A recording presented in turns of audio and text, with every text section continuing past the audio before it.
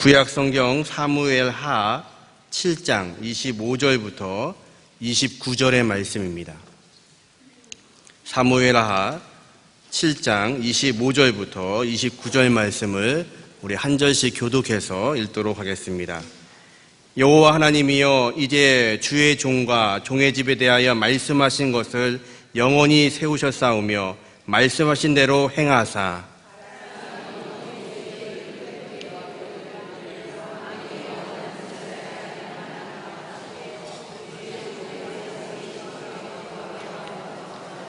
만군의 여호와 이스라엘의 하나님이여, 주의 종의 귀에 여시고 이르시기를 내가 너를 위하여 집을 세우리라 하셨으므로 주의 종이 이 기도로 주께 간구할 마음이 생겼나이다.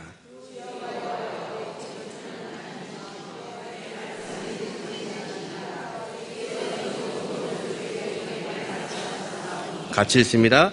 이제 청하건대 종의 집에 복을 주사 주 앞에 영원히 있게 하옵소서. 주 여호와께서 말씀하셨사오니 주의 종의 집이 영원히 복을 받게 하옵소서 하니라. 아멘. 이 시간 담임 목사님 나오셔서 집과 집이라는 제목으로 말씀 증거해 주시겠습니다.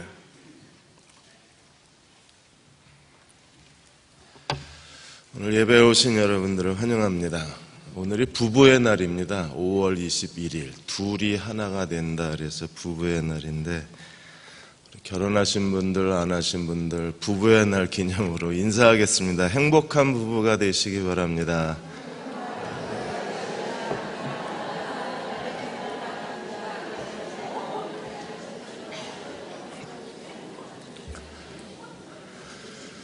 어떤 분들은 난 틀렸어 그런 표정. 행복한 부부 되시고요.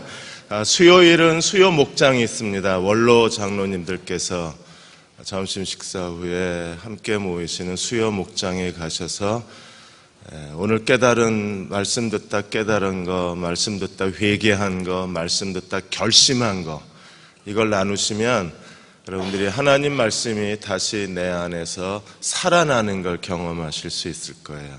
그래서 수요 목장에 오셔서 말씀 나눔을 함께 해 주시기를 부탁을 드리고, 아내를 대신해서 성서질이 사과를, 제가 남편으로서 사과를 드리겠습니다. 30분만 한다 그러더니 지난주에 1시간 반을 했어요. 네. 저보다 더 심해. 네? 그러면 오늘 또 2시간 해요. 그럼 제가 집에 가서 이틀 동안 힘들어요. 지난주도 강의하고 그냥 가서 쓰러져가지고 제가 너무 힘이 들어서 30분 지나면 가세요, 집에.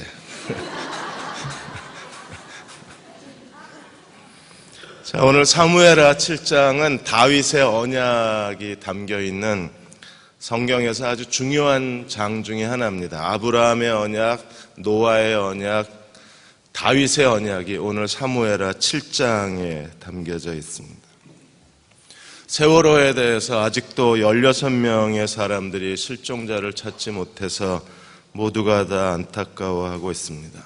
세월호 침몰 원인 중에 여러분도 잘 아시는 것처럼 화물을 과적한 데다가 평형수가 부족해서 평형수를 평소에 37%밖에 채우질 않았답니다. 그러니까 37%밖에 평형수가 없으니까 배가 흔들리면 복원력이 없는 거예요.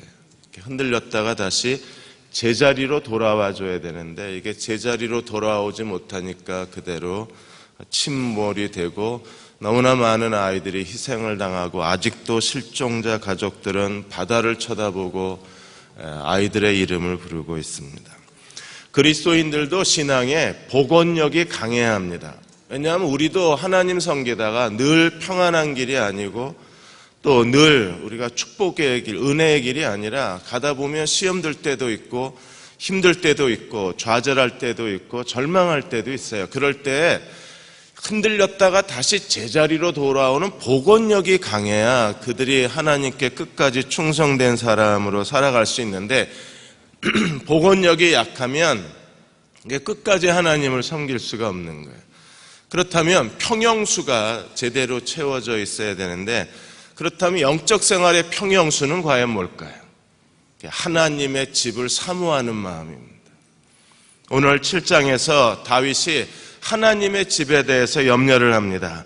그가 백향목 궁에 거하면서 하나님의 성막이, 언약궤가 아직도 휘장 가운데 있다는 것에 대해서 너무나 안타까워요. 예루살렘 성을 정복하고 이제 언약궤를 갖다 놨습니다. 그 다음에 해야 될 일이 뭘까요? 하나님의 집을 건축하는 일입니다. 그것 때문에 다윗이 나단 선지자를 불러서 이렇게 말합니다. 7장 2절에 왕이 선지자 나단에게 이르되 볼지어다 나는 백향목 궁에 살거늘 하나님의 궤는 휘장 가운데 있도다. 그러니까 출애굽기 때 만들었던 성막에 여호와의 궤는 그냥 있는 거예요. 그런데 다윗은 지금 두로왕 히람이 지어준 너무나 아름답고 향기로운 백향목 궁에 거하고 있는 겁니다. 다윗의 마음이 얼마나 아팠겠어요. 하나님의 성전을 건축하고 싶다는 말을 하게 됩니다. 백향목 궁에 거하는 자기 자신에 비해서 하나님의 성막이 너무 초라한 곳에 있으니까 하나님의 성전을 건축하겠다는 얘기를 해요. 근데 나단 선지자가 뭐라고 얘기합니까? 3절에 나단이 왕께 아라되 여호와께서 왕께 함께 계시니 마음에 있는 대로 행하시옵소서. 나단 선지자가 허락을 해요. 하나님이 왕과 함께 계십니다. 왕이 생각하는 게 하나님 뜻입니다. 마음껏 원하는 걸 하십시오. 그래서 성전 건축을 허락을 했는데 4절에 그 밤에 여호와께서 금지시키십니다. 다윗은 안 된다는 거예요. 그리고 하나님이 놀라운 말씀을 하셨는데, 다윗의 언약을 말씀을 하셨는데, 다윗이 하나님의 집에 대해서 말을 하자 하나님께서 내 집은 관둬라. 그리고 뭐라고 말씀하세요? 내가 내 집을 건축해 주겠다는 거예요. 사랑하는 여러분, 우리가 하나님의 집을 사모하는 마음을 가지고 살면 하나님은요, 우리의 집을 세워주시는 분이세요. 그래서 오늘 설교 제목이 집과 집입니다. 우리는 사무엘 상하를 보면서 엘리 제사장 가문이 여호와의 집을 더럽히고 여호와의 집을 모독하고 여호와의 집을 크게 회방을 했습니다. 그러자 하나님이 어떻게 하셨어요? 엘리 집안의 집을 다 무너뜨려 버리셨어요. 하나님의 집에 대한 태도가 하나님이 우리의 집을 대한 하나님의 태도가 되는 거예요. 우리가 하나님의 집을 존중히 여기면 하나님이 우리의 집을 존중히 여기시지만, 우리가 하나님의 집을 멸시하면, 무시하면 하나님도 우리의 집을 무시하시는 거예요. 결국 엘리와 두 아들이 하나님의 집에서 그들이 하나님께 드리는 제사 제물을 모독하고, 그리고 하나님의 성전을 거기서 간음함으로 성전을 더럽혔잖아요. 하나님이 어떻게 하셨습니까? 엘리 제사장 가문에 노인이 없게 해버리셨어요. 그래서 결국에 제사장직에서 다 파문을 당하고 그 집안은 그대로 소멸되어 버리고 만 거잖아요. 사울의 집과 다윗의 집도 비교해 보면 사울의 집도 하나님을 크게 멸시하고 하나님의 이름을 더럽혔잖아요. 하나님의 계명대로 순종하지 않고 나중에는 제사장도 다 죽여버리고 그 때문에 선지자도 다 도망가 버리고 또 하나님의 언약궤를 함부로 다루고, 결국 여호와의 집을 함부로 다루다가 하나님께서 어떻게 하셨어요? 사울과 그 집을 버리셨잖아요. 그래서 사울과 요나단이 그 아들들이 한날에 다 죽임을 당하고, 이런 비극적인 일들이 일어난 가장 큰 이유가 결국 우리가 하나님의 집을 얼마나 사모하느냐에 달려있는 거예요. 사랑하는 여러분, 하나님의 집을 사모하십시오.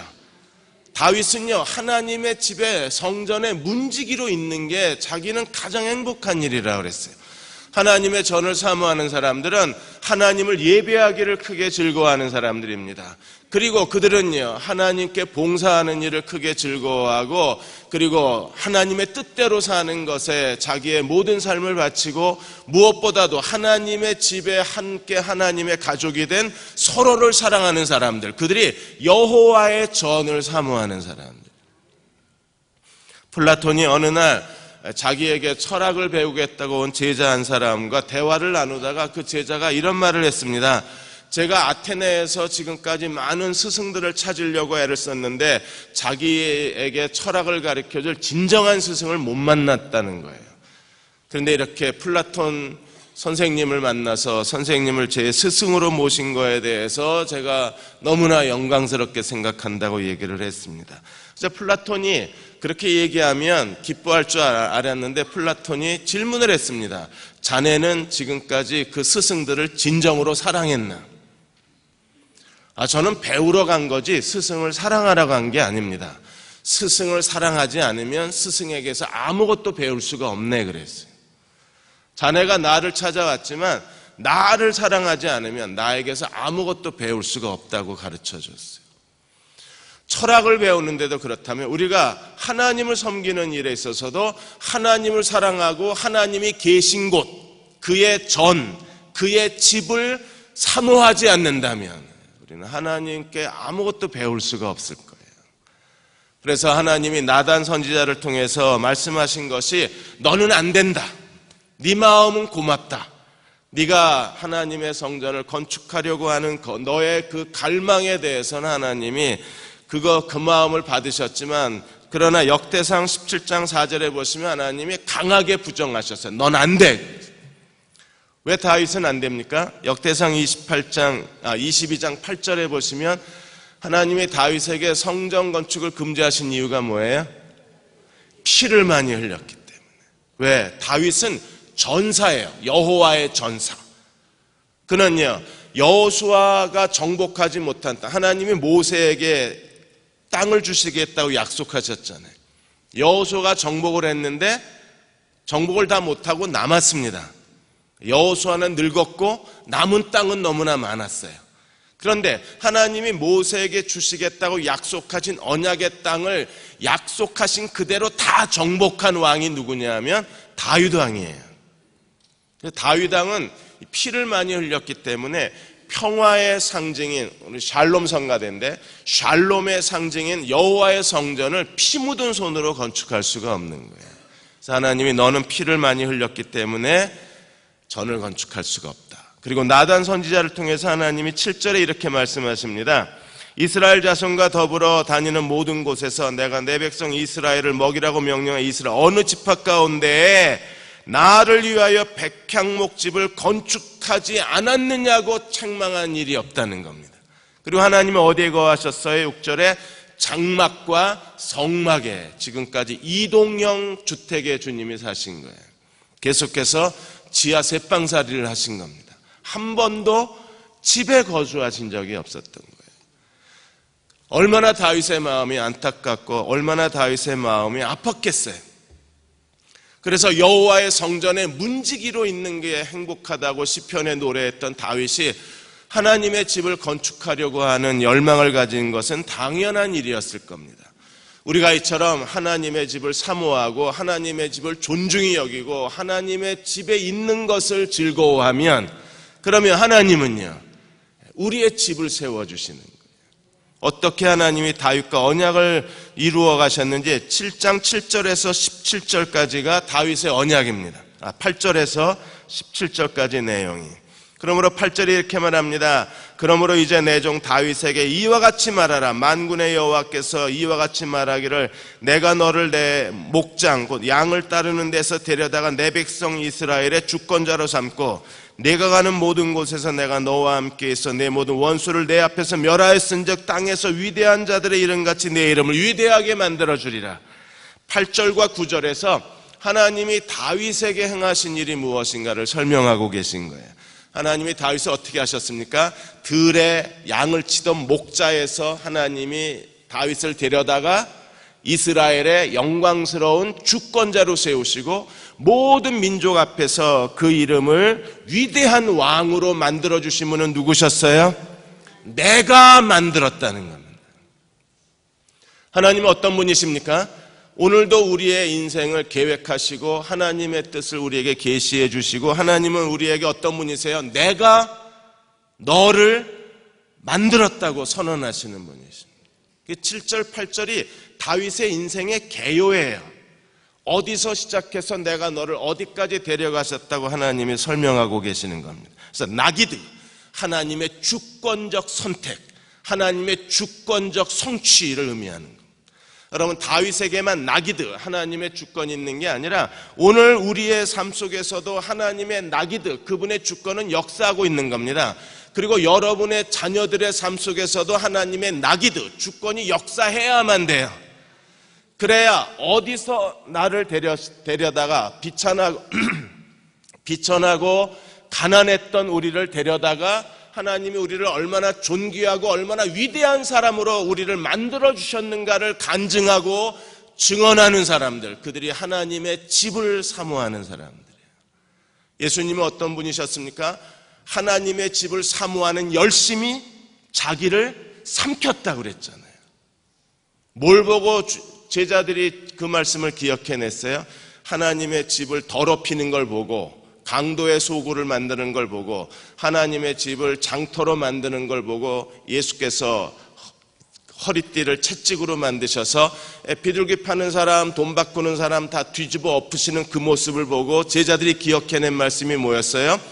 여호와의 전을 사모하는 열심을 기억해냈잖아요. 우리가 하나님의 전을 사모하는 열심을 하나님 앞에 드릴 수만 있다면, 그 마음을 잃어버리지만 않을 수 있다면, 그 마음이 항상 우리 안에 채워져만 있다면, 하나님은 오늘 우리의 삶 속에서 나기드, 하나님의 주권적 섭리가 역사하셔서 하나님이 어느 날 이렇게 말씀하실 거예요. 네 인생 만족하냐? 그거 내가 만들어줬다, 이렇게 말씀하셔야 돼요. 여러분의 아들, 딸들 부모가 만들어준 인생이잖아요. 뱃속에 태어날 때부터 모든 노력을 다해서 기도로, 때로는 땀과 열정으로, 때로는 온갖 수고를 다해서 여러분의 자녀의 인생은 누가 만든 거예요? 부모님이 만들어준 거잖아요. 그런데 그 뒤에 누가 동시에 역사해야 합니까? 하나님의 주권이 역사해서 오늘 다윗에게만 말씀하신 것처럼 내가 너의 이름을 위대하게 만들어줬다.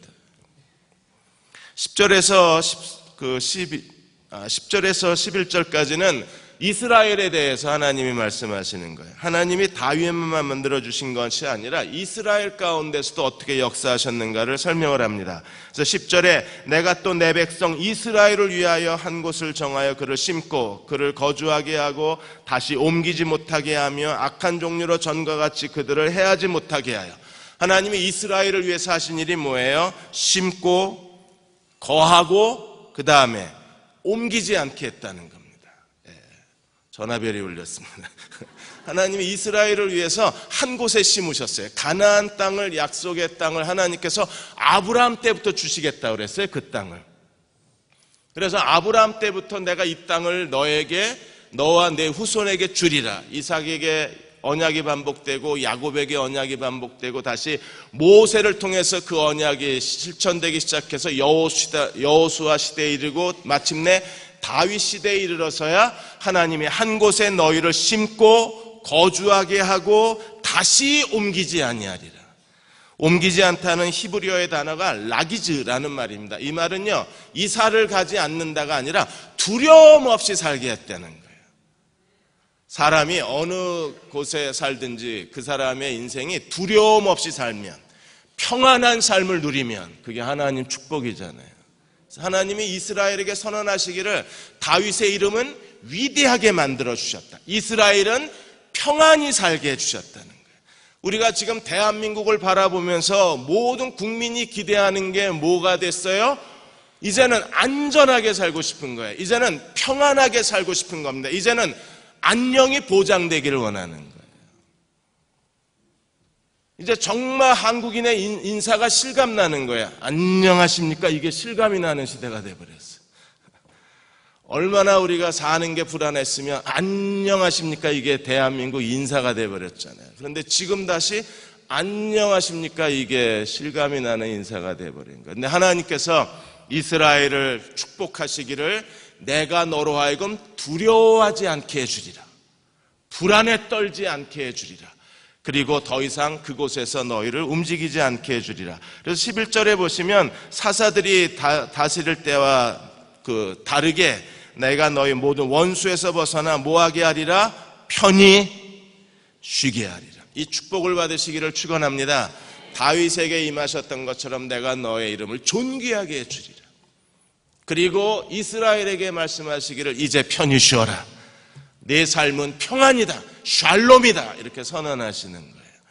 그리고 세 번째 11절부터 17절까지는 다윗의 집에 대해서 하나님이 언약을 하십니다. 하나님이 다윗에게 뭐라고 말씀하시느냐 하면 11절 하반절에 여호와가 또 내게 이르노니 여호와가 너를 위하여 집을 짓고, 이게 하나님이 다윗의 집을 만들어 주시겠다는 거예요. 저는요 이 7장을 읽으면서 너무나 다윗이 부러웠습니다. 그리고 하나님 앞에 기도했습니다. 하나님, 대응의 가족들에게도 하나님께서 나타나셔서 다윗에게 집에 대해서 약속해 주신 것처럼 오늘 예배드리는 모든 분들에게 하나님이 집에 대해서 약속해 주십시오. 집에 대한 언약을 가질 수 있게 해 주십시오. 그러면 하나님이 우리 집에 대해서, 나의 집, 나의 자녀들, 나의 가정에 대해서 약속해 주실 수만 있다면 그 얼마나 하나님이 축복받은 가정이겠어요. 다윗의 집에 대해서 하나님이 내가 너를 위하여 집을 지어주겠다. 어떤 집을요? 12절에 내 수완이 차서 내 조상과 함께 누울 때에 내가 내 몸에서 날 내 씨를 내 뒤에 세워 그 나라를 건교하게 하리라. 먼저 나라를 견고하게 해주고 그 다음에 13절에 그는 내 이름을 위하여 집을 건축할 것이요. 누구예요? 솔로몬이에요. 다윗의 집에 그 씨 솔로몬이 먼저 나라가 견고해지고 그 다음에 내 집을, 내 이름을 위한 내 집을 그가 건축할 것이요 나는 그의 나라와 왕위를 영원히 견고하게 하리라. 여러분 이거 보세요. 주고받는 거 보세요. 그가 내 이름을 위하여 내 집을 건축하리라. 공짜가 없죠. 하나님은 대신에 어떻게 하시겠다고요? 나는 그의 나라와 왕위를 영원히 견고하게 해주겠다. 누구에게? 내 집을 짓는 자에게. 다시요. 잘 읽어보세요. 이게 재밌는 거예요. 13절에 그는 누구예요? 다윗의 씨 솔로몬. 그는 내 이름을 위하여 집을 건축할 것이요 나는 그의 나라와 왕위를 영원히, 심는 대로 거는 겁니다. 주고받는 법칙이 여기 있는 거예요. 우리가 하나님의 전을 사모하는 마음으로, 그렇다고 일주일 내내 교회 와서 살라는 얘기 아닙니다. 여호와의 전을 사모하는 열심을 얘기하는 거예요. 그것은요 하나님을 예배하는 기쁨을 말하는 겁니다. 그것은요 하나님 뜻대로 사는 거예요. 그것은 하나님이 내게 주신 직임을 다해서 봉사하고 섬기는 거예요. 하나님의 전을 사모하는 열심 있는 사람들은 그리스도의 몸된 지체인 우리 서로를 마음을 다해서 사랑하고 섬기는 사람들이에요. 그리고 그들은요 하나님의 전을 사모하는 열심을 가진 사람들은요 가정의 책임을 다하는 사람입니다. 가정에 빨래거리 이만큼 쌓아놓고 제발 좀 돌아다니지 마십시오. 여호와의 전을 사모하는 열심이 없는 사람들입니다.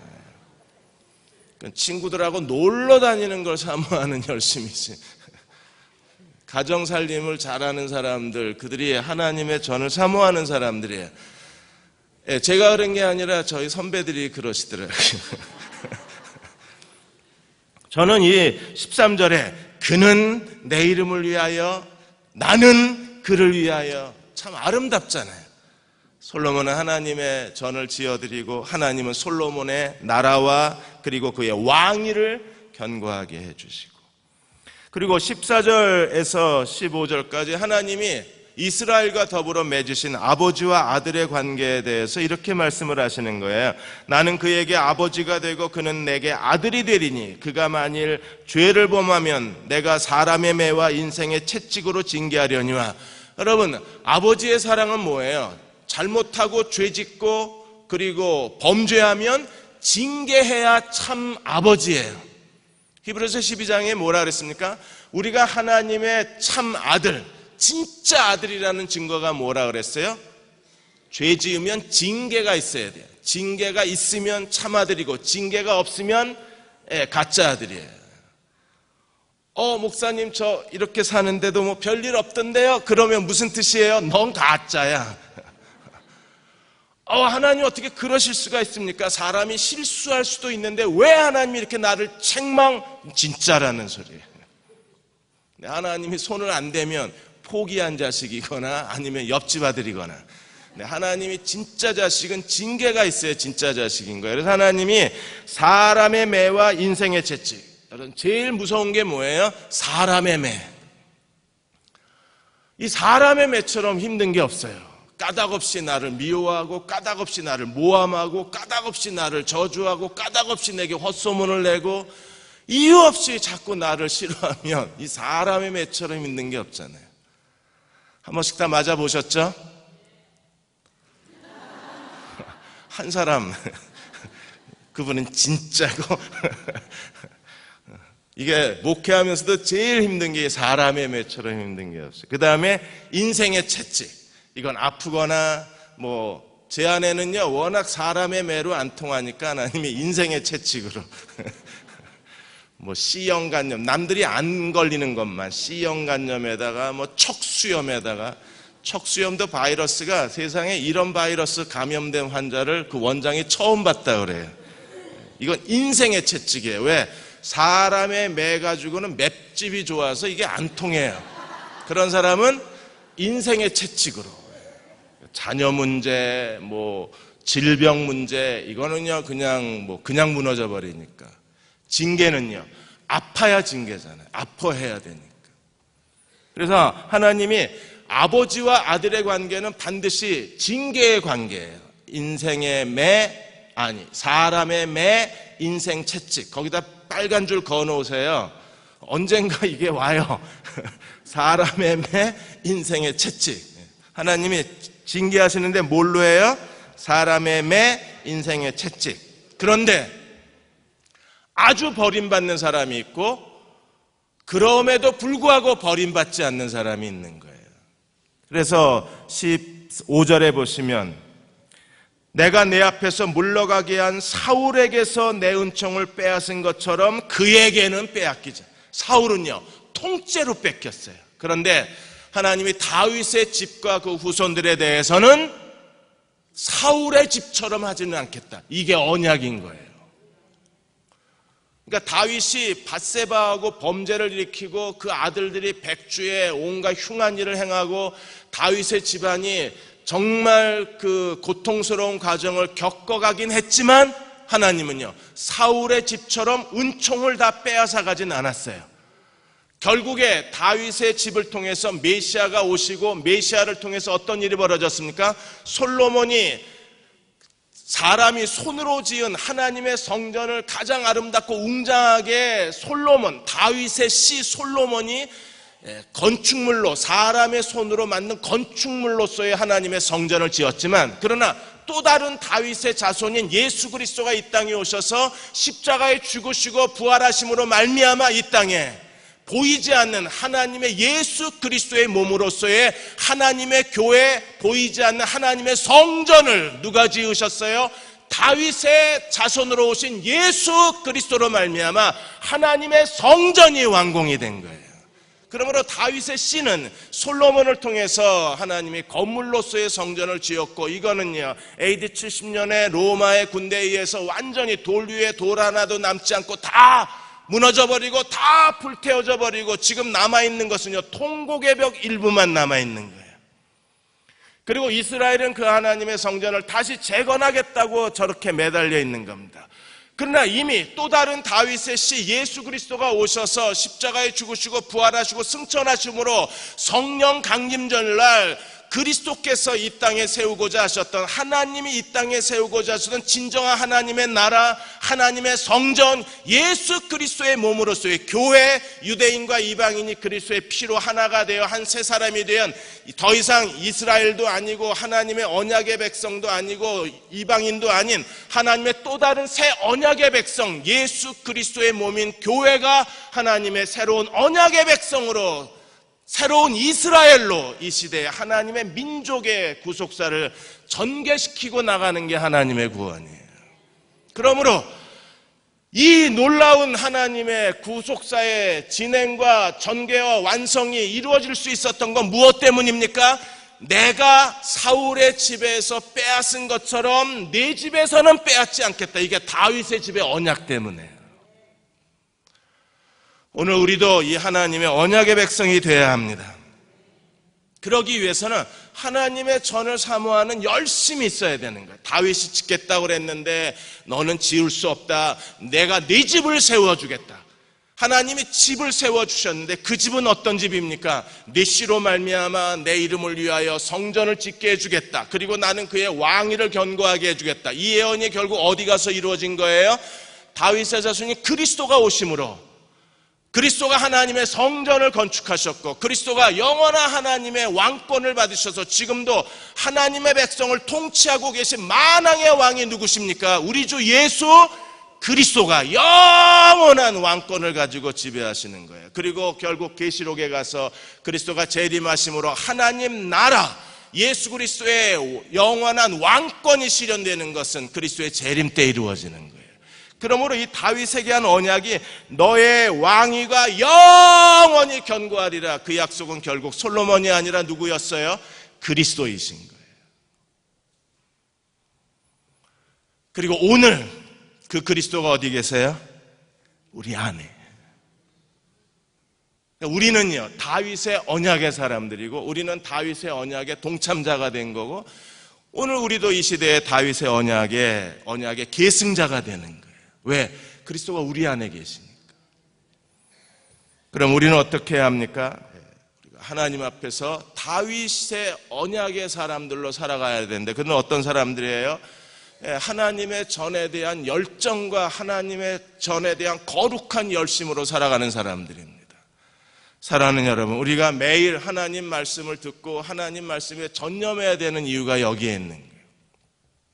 미국의 세계적으로 유명한 식물학자, 농학자 윌리엄 클라크 박사가 1876년 7월에 그 일본 삿포로에 있는 그 농림학교의 초대 교장으로 청빙을 받으셨어요. 그래서 이분이 초대 교장으로 청빙을 받고 이제 첫날 등교를 하는데 가방 큰 걸 2-3개를 가지고 오니까 교직원들이 나와서 보다가 웬 짐이 이렇게 많냐, 책이라고.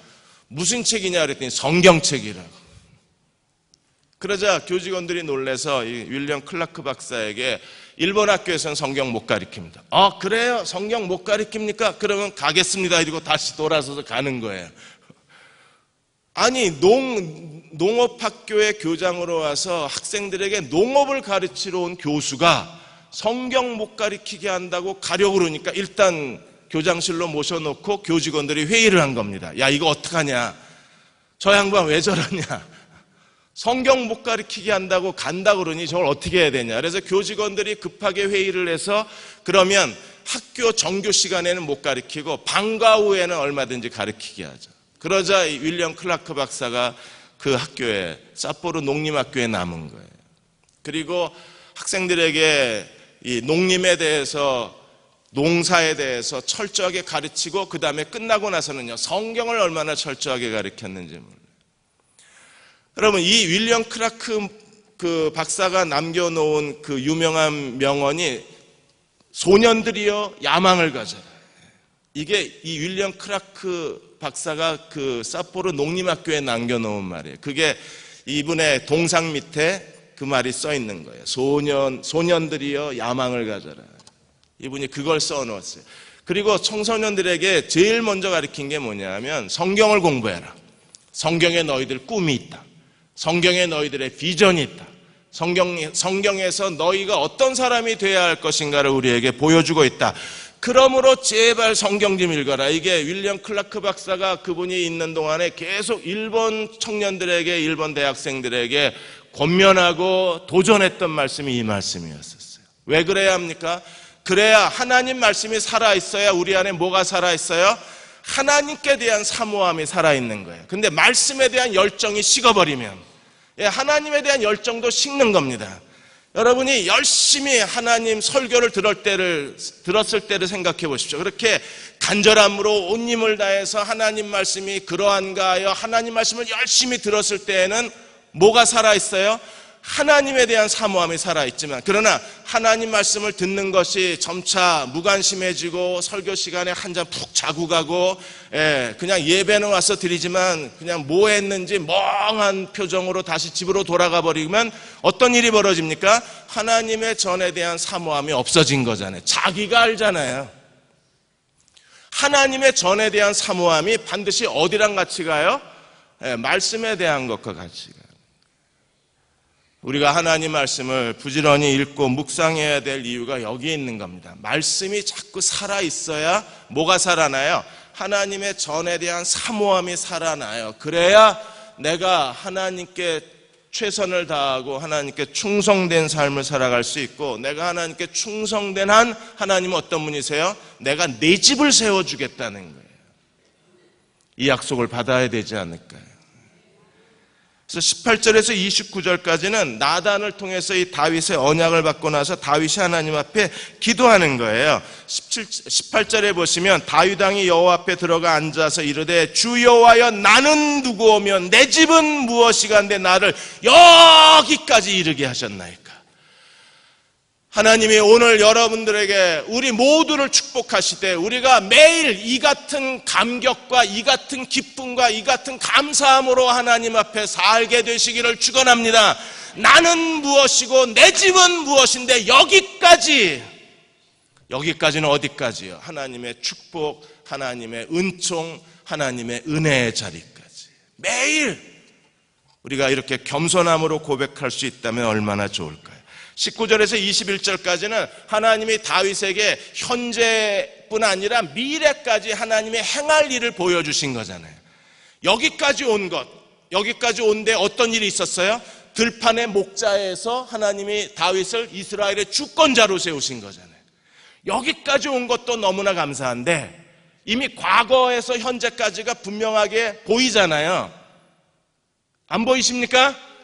들에서 양을 치던 목자였던 다윗이 물맷돌로 골리앗을 때려 죽이고 사무엘에게 기름 부음 받으면서 10년 넘게 광야에서 사울에게 도피 생활을 하다가 헤브론에서 7년 반, 그리고 지금 온 이스라엘의 왕이 된 거잖아요.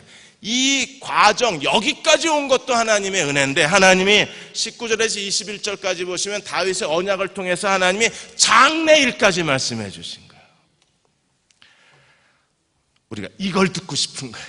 하나님, 우리도 다윗의 언약의 계승자들인데 우리도 하나님이 뭘 보여주세요? 먼 장래일까지도. 19절, 주 여호와여 주께서 이것을 오히려 적게 여기시고 또 종의 집에 있을 먼 장래일까지도 말씀하셨나이다. 21절, 주의 말씀으로 말미암아 주의 뜻대로 이 모든 큰 일을 행하사 주의 종에게 알게 하셨나이다. 할렐루야. 이걸 부모가 들어야 돼. 며칠 전에도 아내하고 차 타고 내려오다가 이제 아이들 얘기가 나와서 쟤는 뭐가 될까 궁금한 거예요. 본인은 얼마나 궁금하겠어요. 부모가 궁금한데 부모도 쟤는 저렇게 해서 어디로 갈까 궁금한 거예요. 그 순간에 저도 기도를 했습니다. 하나님, 보여주셔야 부모가 안내자 역할을 할 거 아니에요. 부모도 모르고 본인도 모르고 그럼 쟤는 어떻게 합니까? 이 생각이 번뜩 든 거예요. 여러분 아십니까? 자기 자식에 대해서 먼 장래의 일은 알고 계십니까? 하나님이 여러분에게 행하실 모든 큰 일에 대해서, 여러분의 아들, 딸들에게 행하실 하나님이 모든 큰 일에 대해서 알고는 계시옵니까? 알아야 돼요. 알아야 붙들고 기도를 하죠. 지금 18절에서 29절까지 다윗은 지금 뭐 하고 있는 거예요? 하나님의 언약을 붙들고 그 언약대로 이루어지게 해달라고 기도하고 있는 거잖아요. 그리고 하나님께서 그것을 보여주신 거에 대하여 감사를 하는 거예요. 그리고 22절에서 24절까지는 하나님이 이스라엘에게 행하신 일에 대해서 다시 설명을 하고 있는 겁니다. 23절에 땅의 어느 나라가 주의 백성 이스라엘과 같으리까? 하나님이 가서 구속하사 자기 백성으로 삼아 주의 명성을 내시고, 하나님이 이스라엘에게 행하신 가장 큰 일이 뭐예요? 자기 백성 삼으신 겁니다. 그걸 하기 위해서 그들을 위하여 큰 일을 행하시고 애굽 땅에 기적을 행하시고 많은 신들을 다 무찔러 버리시고 멸해 버리시고, 그리고 하나님이 자기 백성을 삼으신 거예요. 24절에도 주께서 주의 백성 이스라엘을 세우사 영원히 주의 백성으로 삼으셨사오니 여호와께서 그들의 하나님이 되셨나이다.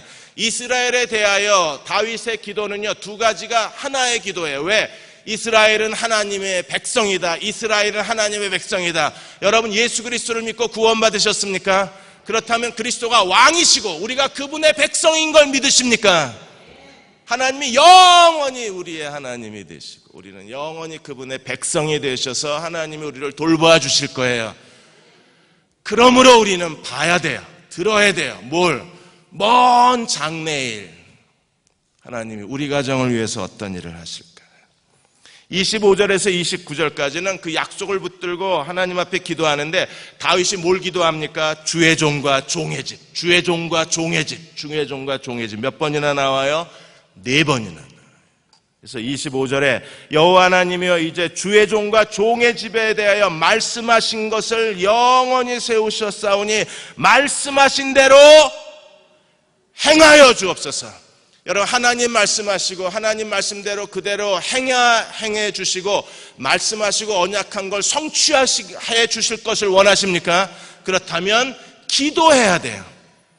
왜냐하면 하나님이 아무리 6,500가지인가 32,000가지를 하나님 우리에게 약속을 하셨어도 그 약속을 붙들고 기도하지 않으면 하나님의 약속은 우리에게 안 이루어지는 거예요.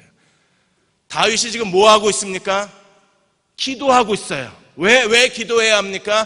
그래야 언약이 이루어지는 거예요. 아무리 하나님이 큰 언약을 주셨어도 다윗이 그 언약을 붙들고 주의 종과 종의 집에 대하여 약속하신 것을 우리에게 이루게 하시옵소서 기도하지 않으면 언약은 안 이루어져요. 사랑하는 여러분, 그래서 주의 전을 사모하는 열심의 사람들은 말씀의 사람들이고, 주의 전을 사모하는 열심의 사람들은 어떤 사람들이에요? 약속을 붙들고 기도하는 사람들이에요. 그래서 다윗은 계속 기도하는 거예요.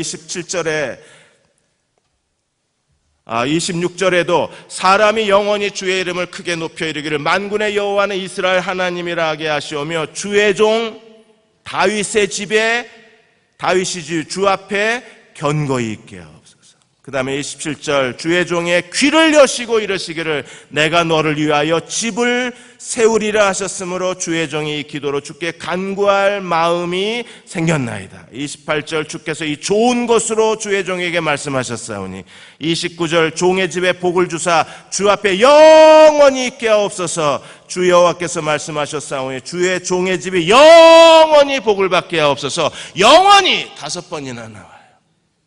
영원히 복을 받게 하시고 영원히 세워주시고, 이 하나님이 여러분의 집도 종의 집, 여러분의 집도 하나님이 영원히 복을 받게 하시기를 주의 이름으로 축원합니다. 그러려면요, 기도하셔야 돼요.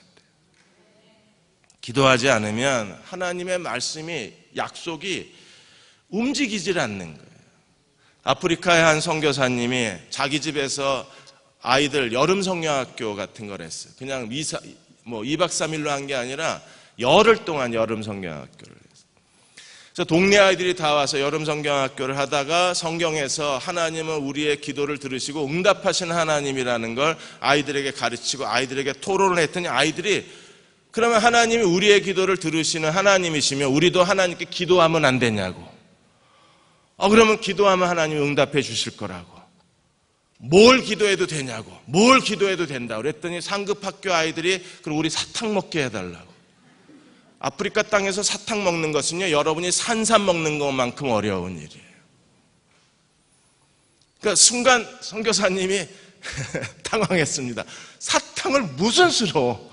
근데 일단 애들이 벌써 기도를 시작하는 거예요. 모여가지고 하나님, 기도를 들으시는 하나님, 예수님의 이름으로 기도하면 주신다고 그랬는데 하나님 우리 사탕 주세요 이러고 아멘 이러고 끝내버린 겁니다.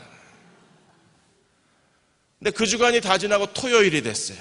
토요일이 됐다는 것은요, 더 이상 소포가 오지 않는다는 겁니다. 선교사님은 그래도 본국에 있는 사람들이 이 기도를 하나님이 역사하셔서 본국에서 아무리 빨리 와야 일주일이 더 걸린다는 걸 알면서도 선교사는 그래도 여호와 이래, 하나님 미리 보내주신 소포가 있지 않을까, 그래서 소포 오기만을 기다렸는데 토요일인 거예요. 그리고 월요일 아침이면 여름 선교가 끝나요. 끝난 얘기입니다. 선교사가 낙심을 한 겁니다. 야, 큰일 났다. 하나님이 우리의 기도를 들으시고 응답하시는 하나님이라 그랬는데 애들이 분명히 믿고 기도했는데 아무 일도 안 일어나면 얘네들이 예수 믿겠어요? 선교사님의 얼굴이 점점점 굳어지는 거예요. 9시가 됐어요. 근데 갑자기 누가 찾아온 겁니다.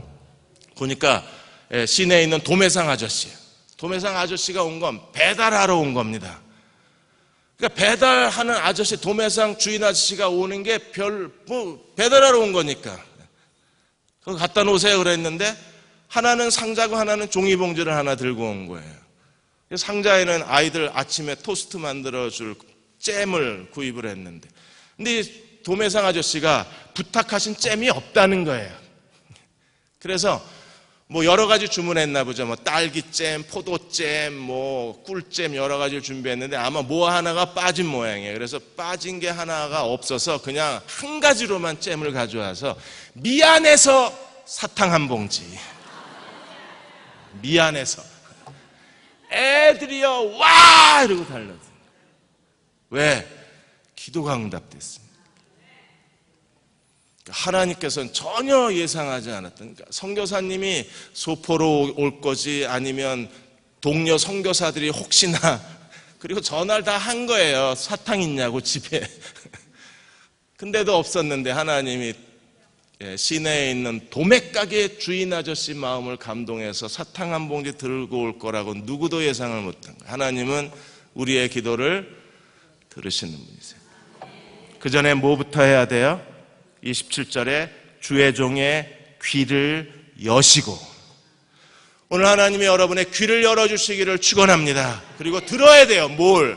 먼 장래에 하나님이 행하실 일에 대해서, 우리 집에 대하여, 우리 자녀들에 대하여 하나님이 행하실 큰 일에 대해서 부모가 듣고 믿음으로 구하고 하나님이 역사하셔야, 그래야 너와 내 집이 구원을 얻으리라, 너와 내 집이 복을 받으리라, 너와 내 집이 하나님께 쓰임 받으리라, 그 약속이 이루어질 거잖아요. 귀를 여십시오. 그리고 하나님이 여러분의 집에 행하실 하나님의 뜻에 대해서 하나님의 예언의 말씀을 들으십시오. 그러기 위해서는 먼저 뭐가 필요합니까? 하나님의 집을 사모하는 열심이 우리에게 있어야 돼요. 열심을 잃어버리지 않고 주님을 섬기시는 저와 여러분이 되시기를 주의 이름으로 축원합니다.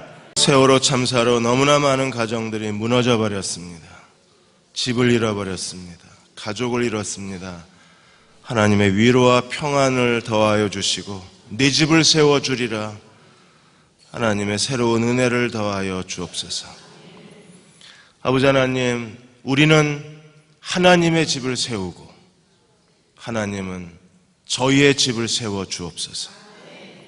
어떻게 살아야 하는지를 깨달아서 지혜롭게 사는 주님의 종들이 되게 도와주시고, 예수님처럼 하나님의 전을 사모하는 열심히 나를 삼키리라, 그 말이 무엇을 의미하는지 지혜롭게 깨닫고 주를 섬기게 하여 주옵소서. 귀를 열어주시기 원합니다. 저희도 듣고 싶습니다. 알고 싶습니다. 그리고 기도하고 싶습니다. 지금은 우리를 죄에서 구원하신 우리 주 예수 그리스도의 은혜와 하나님 아버지의 무한하신 사랑하심과 성령의 인도하시고 위로하시며 도우시는 은혜가 함께 수요 낮 예배 드리고 돌아가는 모든 교우와 가정과 자녀들과 대흥의 모든 가족과 이 땅의 모든 교회와 이 민족 위에 지금부터 영원히 함께 하시기를 간절히 축원하옵나이다. 아멘.